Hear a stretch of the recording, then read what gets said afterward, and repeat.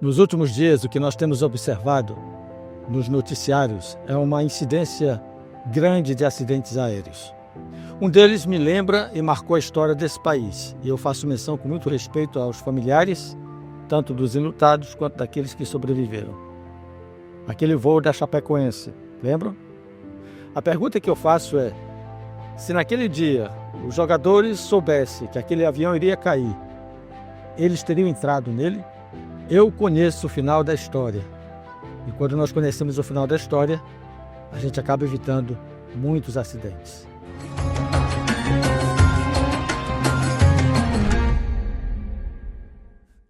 Olá, seja bem-vindo, seja bem-vinda a mais um estudo da Palavra de Deus. Nós estamos no segundo estudo do tema A Bíblia ao Ponto. E para hoje, eu quero apresentar um tema que revela o final da história desse mundo. E claro, a revelação está na Palavra de Deus. Nós já aprendemos, ela é uma palavra profética. E eu convido a você que está conectando pela primeira vez nesse canal, para essa série de estudos, que assista o primeiro vídeo. Tire um tempinho para assistir o primeiro estudo, para que ele seja a base e o argumento que você precisa para a continuação do estudo que teremos nesse dia, ok? Pronto? Pegue sua Bíblia. Isso, pegue a caneta, pegue um papel, faça as anotações e quando precisar, dê um pause aqui no vídeo para você fazer essas anotações e se não entender, pode voltar um pouquinho, ouvir novamente e eu me coloco à disposição de vocês, de cada um de vocês, ao perguntar aqui no chat, ao fazer a pergunta aqui nos comentários do nosso canal, eu estarei disponível para atendê-los. Lembre de participar também através do nosso e-mail, abibliaoponto@gmail.com. Muito bem, vamos ao nosso mapa mental. Dê uma olhada aí na tela. Você já está observando aí um texto-chave que eu vou usar, que é o texto de Mateus 25. Esse texto faz parte de uma narrativa que nós vamos estudar hoje e vamos estudar também na próxima semana. E irão estes para o castigo eterno, porém os justos para a vida eterna. Olha, esse texto já revela o final da história. Quem são estes que irão para o castigo eterno? Porque para a vida eterna, já está claro, os justos. Então, observe, nós vamos falar um pouquinho sobre a volta de Jesus, que é um tema em comum para todas as crenças e boa parte dos cristãos. É uma promessa, é uma profecia e é uma garantia da parte de Deus. Agora, dê uma olhada nesse mapa mental que eu vou colocar aí para você. Se você estudar esses pontos que eu coloco aqui, o ponto 1, o ponto 4, refere-se ao esboço da apresentação. Observe aí, o ponto 1 refere-se à volta de Jesus e o ponto 4 refere-se ao grande julgamento. Esses dois pontos, eles são bem próximos, os eventos são bem próximos. Tanto a volta de Jesus quanto o grande julgamento, eles são sequenciados. Agora, nós vamos estudar a Bíblia numa outra sequência, estudar esse tema numa outra sequência, começando com o item 2, que fala da parábola do joio e do trigo. E depois iremos entender quem são os justos e quem são os ímpios, ok? Então tem duas maneiras de você entender esse tema. Primeiro, na perspectiva do fim, aí você estuda o item 1 e o item 4. E se você quiser compreender toda a narrativa sobre o final da história, então você aprende estudando sobre a parábola do joio, depois sobre o conceito bíblico a respeito do justo e do ímpio, ok? Muito bem. O que é incomum para nós que acreditamos na breve volta de Jesus? Bom, a Bíblia apresenta, pelo menos, eu selecionei 3 textos que podem nos ajudar a compreender um pouquinho sobre a volta de Jesus. Vamos ao primeiro deles? Primeiro, que a volta de Jesus é uma promessa. Mateus 16, 27. Vamos à Bíblia? Mateus é Novo Testamento, 16 é o capítulo, o número grande, e 27 é o versículo, o número pequeno. Diz assim: porque o Filho do Homem há de vir na glória de seu Pai com os seus anjos e então retribuirá a cada um conforme as suas obras. E aí, está pronto para o estudo mesmo? Pronto para conhecer o final da história? Então feche os olhos, vamos orar. Pai de amor, nós estamos iniciando um estudo que fala do final da história desse mundo. A tua palavra revela o final para que todos nós possamos estar cientes e preparados para esse tempo. Permita que o estudo de hoje ajude cada internauta, a cada aluno, a cada pessoa, cada instrutor a entender não apenas aquilo que a Bíblia revela, mas, sobretudo, ter a capacidade de ensinar a outras pessoas. O que eu te peço, em nome de Jesus. Amém. Muito bem, vamos então iniciar o segundo texto. Preste atenção que a proposta do estudo A Bíblia ao Ponto é levar você ponto a ponto, é mesmo um traçado, para que você possa ter uma compreensão clara, precisa do tema da Bíblia. Como eu já expliquei, a Bíblia por si só vai nos ensinar verdades preciosas. Eu preciso estar falando para que haja essa comunicação e essa interação entre nós. O segundo texto é Isaías 66:18. Mas veja só, o primeiro texto, 16:27, ele falou de uma promessa. Ó, o Filho do Homem há de vir na glória de seu Pai. Grife isso aí. Há de vir na glória de seu Pai, com os seus anjos, e vai retribuir cada um conforme as suas obras. Segundo texto, Isaías 66:18. Isaías é no Antigo Testamento. Olha o que é que diz esse texto. Veja como a Bíblia vai conversando entre si. Por isso que é um ponto aqui, um ponto ali, você vai entendendo. Porque conheço as suas obras e os seus pensamentos, e venho para juntar todas as nações e línguas. Elas virão e contemplarão a minha glória. Preste atenção nessas informações. Ó, duas importantes. Olha só. Primeiro, é uma promessa, ele vai vir com seus anjos e vai julgar. Isso diz Mateus. Aí vem Isaías e diz, olha, eu conheço as tuas obras. E fala também de um julgamento. Venha juntar todas as nações. Elas virão e contemplarão a minha glória.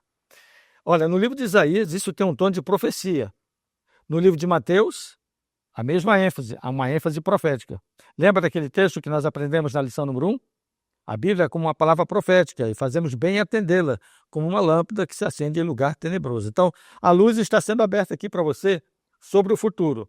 Primeiro, que ele vai acontecer na volta de Jesus. Segundo, que vai ser um dia de julgamento das obras. Terceiro, vai ser um dia de glória. Outra coisa importante, ele vai juntar as nações. Guarde essas informações. Vão ser importantes no nosso estudo de hoje e no estudo da próxima semana. Terceiro ponto.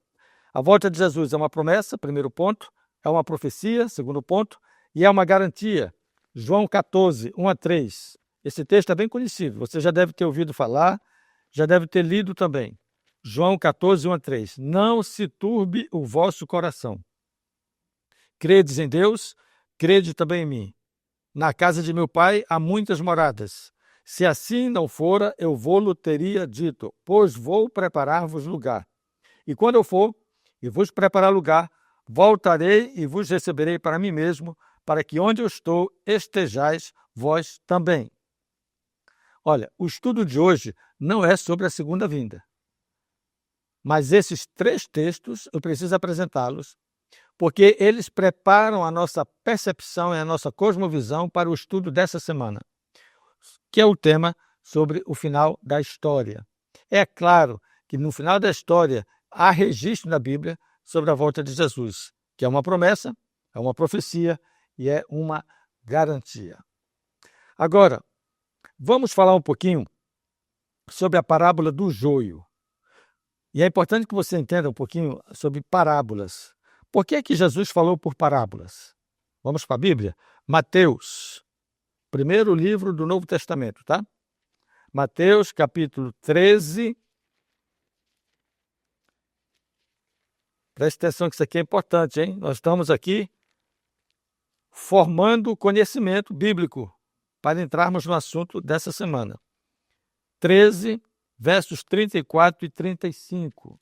Olha o que é que diz. Todas essas coisas disse Jesus às multidões por parábolas, e sem parábolas nada lhes dizia, para que se cumprisse o que foi dito por intermédio do profeta. Abrirei em parábolas a minha boca, publicarei coisas ocultas desde a criação do mundo. Olha que coisa interessante.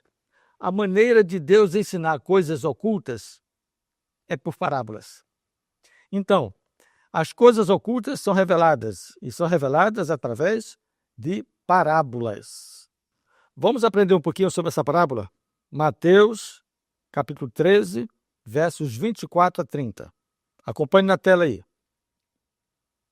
Outra parábola lhe propôs, dizendo: o reino dos céus, observe que já está falando do reino dos céus, então está falando da segunda vinda, do estabelecimento de um novo reino. O reino dos céus é semelhante a um homem que semeou boa semente no seu campo. Mas enquanto os homens dormiam, veio o inimigo dele, semeou o joio no meio do trigo e retirou-se. E quando a erva cresceu e produziu fruto, apareceu também o joio. Então, vindo os servos do dono da casa, lhe disseram: Senhor, não semeaste boa semente no teu campo? De onde vem, pois, o joio? Ele, porém, lhe respondeu: o inimigo fez isso. Mas os servos lhe perguntaram: queres que vamos e arranquemos o joio? Não, replicou ele, para que ao separar o joio, não arranqueis também com ele o trigo.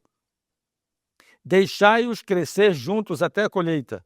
E no tempo da colheita, direi aos ceifeiros: ajuntai primeiro o joio, atai-o em feixes para ser queimado, mas o trigo recolhei-o no meu celeiro. Bom, vamos aqui às informações do texto, porque o estudo da Bíblia é isso mesmo, é você ler o texto e extrair lições e aprendizado do texto. Primeiro, é uma parábola. Parábola é é o recurso de Deus para revelar coisas ocultas, ok? Coisas que nós não saberíamos se não fosse através desse tipo de ensino. E aí ele fala do reino dos céus, semelhante a um homem que plantou trigo. Enquanto ele dormia, veio o inimigo e plantou joio. Detalhe: joio e trigo são muito semelhantes. Apenas quem conhece bem cada uma delas fará diferença. E aconteceu que, enquanto ele dormia, veio o inimigo e plantou joio. Quando os servos perceberam, viram que ambos estavam crescendo. Bom, o outro ensino importante é que aquele senhor, ele não autorizou os servos a arrancar o joio, para não correr o risco de, por acidente, arrancar também o trigo. Haveria um tempo de semeadura, um tempo de separação de joio e trigo. Isso aqui que é importante na parábola. Quem faria essa separação seria no tempo da colheita. Quando seria feita essa separação? É no tempo da colheita. Agora preste atenção na informação. Joio é atado para ser queimado. Trigo é atado e colocado no celeiro. É isso que você precisa entender. Por enquanto é isso. Eu não vou fazer uma mensagem bíblica, um sermão sobre a parábola do joio. Não é esse o propósito. Vamos nos limitar ao que a parábola está propondo. 2 semeaduras, uma feita por Cristo, outra pelo inimigo. 2 colheitas, uma de joio, outra de trigo. É no tempo da colheita que se separa. Uma para o fogo, outra para o celeiro. Ok? Muito bem, vamos continuar lendo agora o verso 36 ao 43. Então, despedindo as multidões, foi Jesus para casa. E chegando-se a ele, os seus discípulos disseram: explica-nos a parábola do joio do campo. E ele respondeu: o que semeia boa semente é o Filho do Homem. Presta atenção, nós já falamos do Filho do Homem, ele vai vir em glória. Já aprendemos isso quando se falou da volta de Jesus. Aqui está falando do reino dos céus. Percebam que há um alinhamento temático. Então, o que semeia a boa semente é o Filho do Homem. O campo é o mundo. A boa semente são os filhos do reino. O joio são os filhos do maligno. Pronto, a parábola está sendo explicada. O inimigo que semeou é o diabo. E a ceifa é a consumação do século. E os ceifeiros são os anjos. Que bênção, né? A própria palavra de Deus vai revelando o significado dessa parábola. Pois, assim como o joio, versículo 40, pois assim como o joio é colhido e lançado ao fogo, assim será na consumação do século. Mandará o Filho do Homem os seus anjos, que ajuntarão do seu reino todos os escândalos e os que praticam a iniquidade, e os lançarão na fornalha acesa, e ali haverá choro e ranger de dentes. Então, os justos resplandecerão como o sol no reino de seu Pai. Quem tem ouvidos para ouvir, ouça. Muito bem, o final da história está revelado. O Filho do Homem desce nas nuvens dos céus, os anjos separam o joio do trigo, joio vai para a queima, trigo vai para o reino dos céus, para o celeiro? É bem fácil você responder essa pergunta. No final da história, você quer ser joio ou quer ser trigo? Quando nós conhecemos o final da história, fica muito fácil tomar decisões. É como eu falei no início dessa apresentação. Se as pessoas que entraram naquele voo, que acidentalmente caiu e matou os jogadores do Chapecoense, se eles soubessem o final da história, eles não teriam entrado naquele voo. Quando nós conhecemos o final da história, fica fácil tomarmos decisões. O estudo de hoje se propõe a ajudá-lo ou ajudá-la a tomar decisão em relação à sua vida futura. A Bíblia revela o final da história. E me parece ficar claro que no final da história só haverá dois grupos: joio e trigo. Você entendeu isso? Preste atenção numa coisa. A Bíblia não deu nome de nenhuma religião. Mas sobre isso nós vamos aprender a partir da lição número 4, hein? Aguarde que daqui a 2 semanas nós vamos aprender um pouquinho sobre essa temática da igreja verdadeira, se é que ela está apresentada na Bíblia. Nós vamos aprender isso daqui a 2 semanas. Bom, vamos para a parte final do nosso estudo. Nós já entendemos uma coisa, que a volta de Jesus é uma promessa, é uma profecia e está garantida pela própria palavra de Jesus, que ele disse: vou prepararmos o lugar e vou voltar. Já aprendemos também que na parábola do joio, Jesus está revelando o futuro que para nós é oculto, é desconhecido, mas ele revelou. No final da história, joio vai para o fogo, para a fornalha ardente, e o trigo vai para o reino dos céus, é recolhido no celeiro. 2 grupos apenas. Essa informação, ela é muito importante, é fundamental, é crucial e fará diferença na sua escolha. Não há terceira opção. Bom, a grande questão agora é saber quem é justo e quem é ímpio, porque nós já sabemos que o justo vai para o céu e o ímpio vai para o inferno. Agora, quem são eles na Bíblia? Não é uma questão da minha opinião. Eu posso dizer assim, aquele cara ali, aquela menina ali é o ímpio. Não é uma questão de opinião.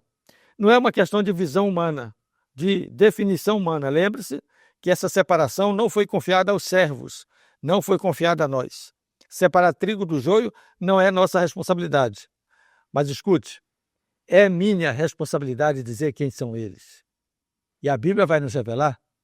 Eu não tenho como dar nome a nenhum deles, mas a Bíblia revela a identidade de cada um. Então fica mais fácil você agora, à luz do que a palavra de Deus vai dizer assim, mas espera aí, diante desse desenho aqui, diante dessa descrição aqui, eu estou parecido com trigo. Ou, diante desse quadro que foi apresentado, eu acho que hoje eu sou um joio. Então você já conhece o final da sua história. É possível mudar? Sim, é só não entrar no avião. É só você tomar novo rumo. É só você experimentar uma nova vida com esta nova oportunidade que a Bíblia lhe oferece. Vamos para a etapa final do estudo? Muito bem. Abra sua Bíblia aí. Salmo 1. Olha, não, é assim mesmo. Estudo da Bíblia é um pouco aqui, um pouco ali. Você abre um texto no Antigo Testamento, abre um texto no Novo Testamento, porque a Bíblia se autoexplica. E tudo que está nela, toda a escritura divinamente inspirada, aprendemos, é útil para o ensino, para a correção, para a instrução na justiça, quer nos ensinar a maneira de viver corretamente. Eu gostei muito dessa versão da King James. Nos ajudar a viver corretamente. Então vamos lá. Salmo 1, versos 5 e 6. Por isso, os perversos não prevalecerão no juízo, nem os pecadores na congregação dos justos. Pois o Senhor conhece o caminho dos justos, mas o caminho dos ímpios perecerá. Bom, já começamos a entender aqui uma coisa. Justo e ímpio é conhecido por Cristo. Deus conhece cada um deles. O Senhor conhece cada um deles. Ele conhece o caminho do ímpio e conhece o caminho do justo. A Bíblia identifica quem são os ímpios. Presta atenção nesses sinais aqui. Os perversos. Guarde essa palavra, hein? Nós vamos voltar a ouvir sobre ela.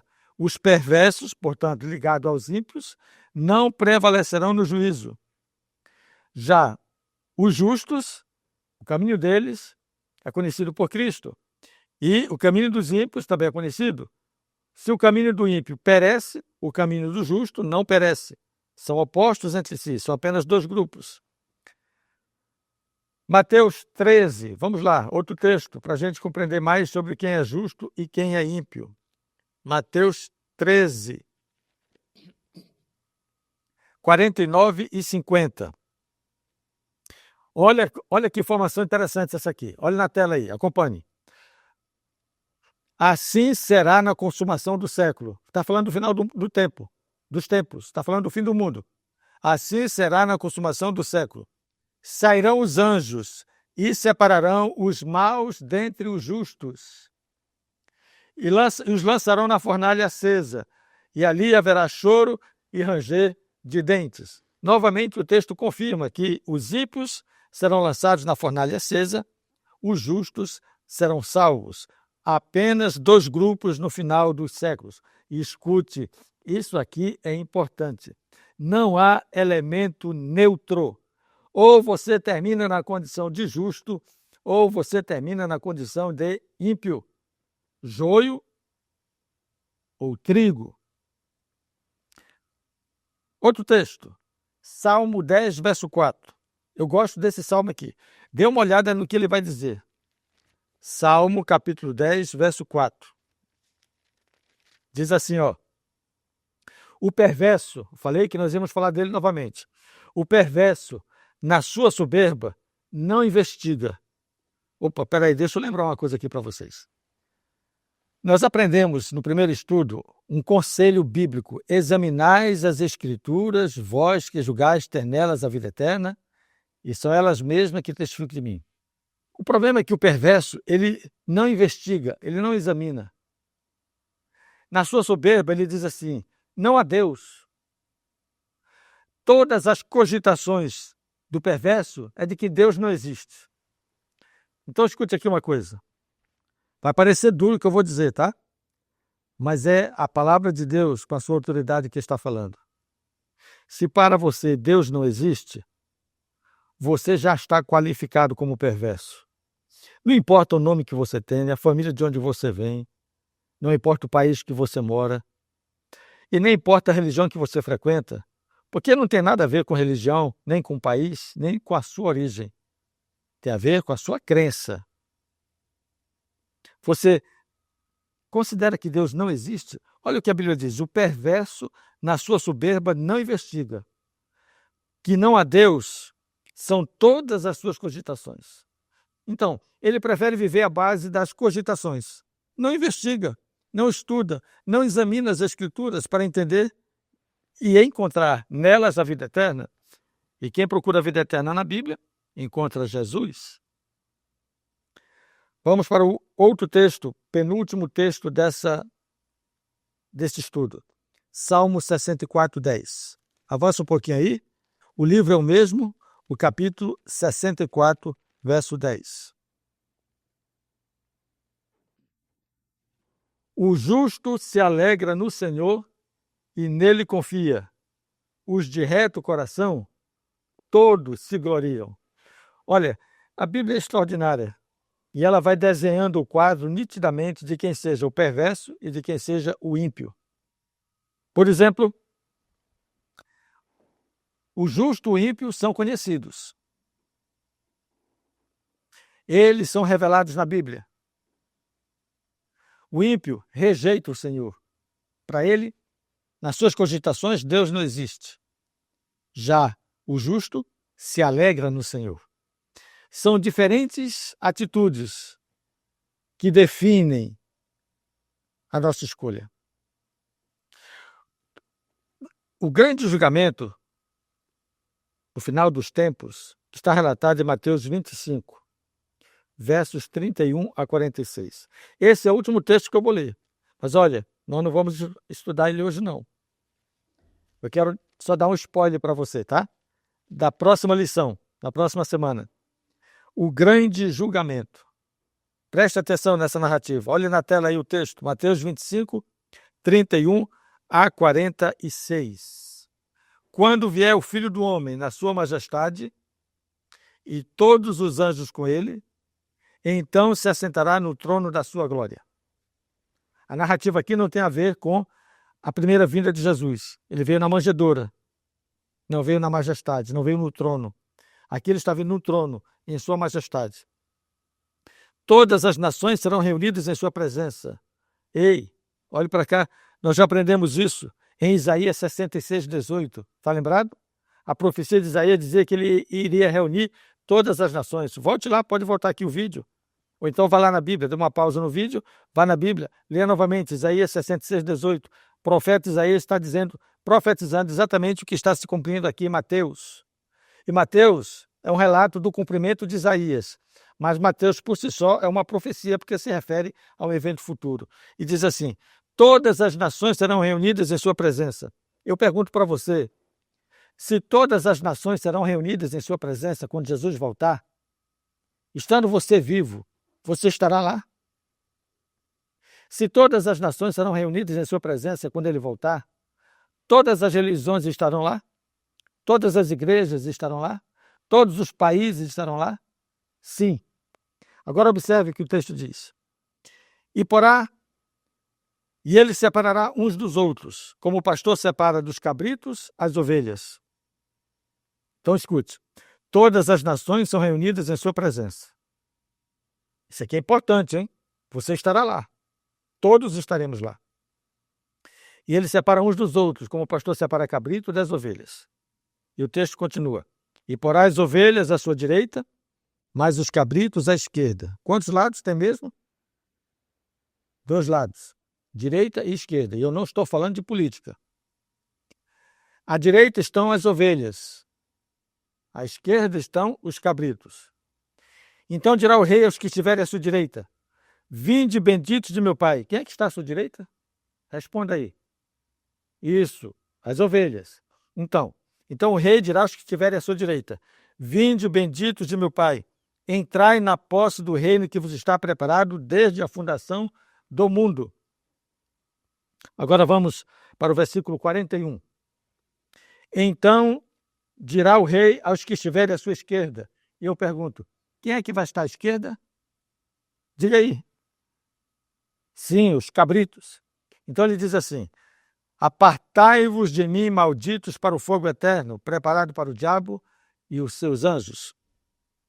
Olha, nós aprendemos aqui coisas importantes no estudo de hoje. Primeiro, no final da história só haverá 2 grupos, joio e trigo, que também são representados aqui no texto de Mateus por cabritos e ovelhas.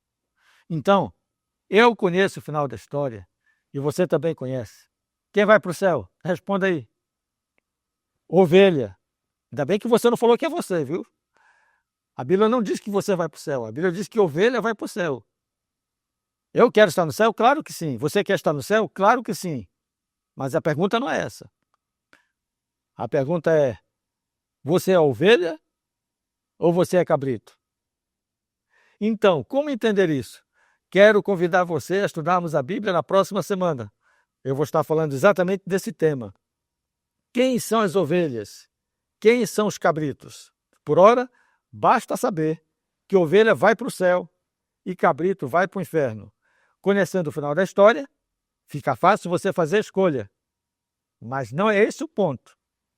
Porque escolher dessa forma fica muito fácil. Você precisa saber se de fato, quando Jesus voltar, você será encontrado na condição de ovelha ou de cabrito. Te convido para o próximo estudo, na próxima semana. Mas antes de encerrarmos, eu quero orar por você. Você já entendeu o final da história? Sim? Quer ir para o céu? Sim?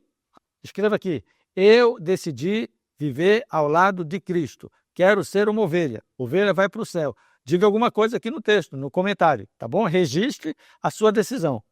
Mas não esqueça que esse querer ainda não é poder. Mas eu vou falar disso na próxima semana. Vamos orar? Pai querido, eu sei que todos nós queremos ir para o céu quando a gente conhece o final da história. Tu revelou na tua palavra que o trigo e as ovelhas representam aqueles que estarão indo para o céu, bem como tu ensinou que o joio e os cabritos representam aqueles que serão lançados no lago de fogo. Assim, Senhor, fica fácil escolhermos o lado certo. Mas eu quero pedir em oração, nesse momento, que Tu abençoe cada aluno, cada internauta que ouviu esse estudo, para que ele possa ter no seu coração o desejo de voltar na semana que vem, no próximo sábado, para acompanhar a sequência desse tema, em que a Tua palavra revela o que é uma ovelha na Bíblia e o que é um cabrito na Bíblia, a fim de que eu possa melhor estar preparado e ter a certeza, não apenas do final da história, mas a certeza de estar do lado certo no final da história. Eu peço essa bênção em nome de Jesus. Amém. Grande abraço, fica com Deus e até a próxima semana. Não esqueça, o PDF do estudo de hoje já estará disponível em nosso canal, ok? Um abraço e até a próxima semana.